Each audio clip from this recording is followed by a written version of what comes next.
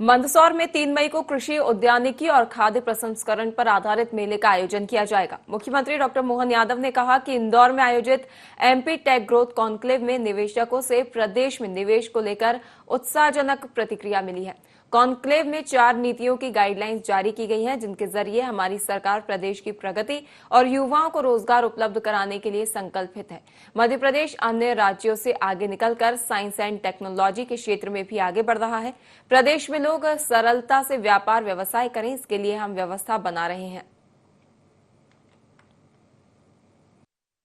दिन इंदौर में आईटी के सेक्टर को जिस प्रकार से रिस्पांस मिला है, ये हमारे लिए उत्साहवर्धक है। हमने जैसे पहले कहा कि हम युवाओं के रोजगार को लेकर के, मध्य प्रदेश की प्रगति को लेकर के, नई टेक्नोलॉजी को अपनाने को लेकर के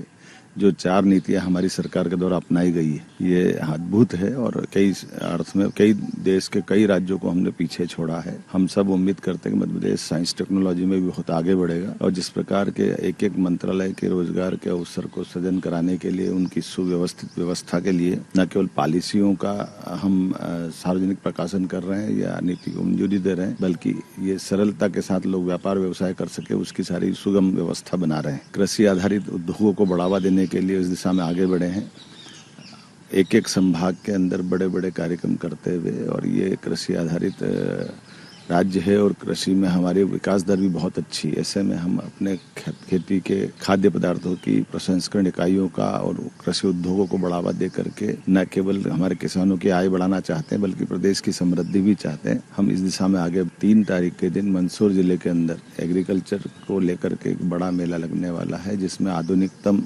प्रयोग के साथ खेती किस प्रकार से कर सकते, कृषि यंत्रों की कौन कौन सी नए प्रकार की वैरायटी आई है जिससे लाभ मिल सकता है, प्राकृतिक खेती से लेकर हार्टिकल्चर, फ्लोरिकल्चर अर्थात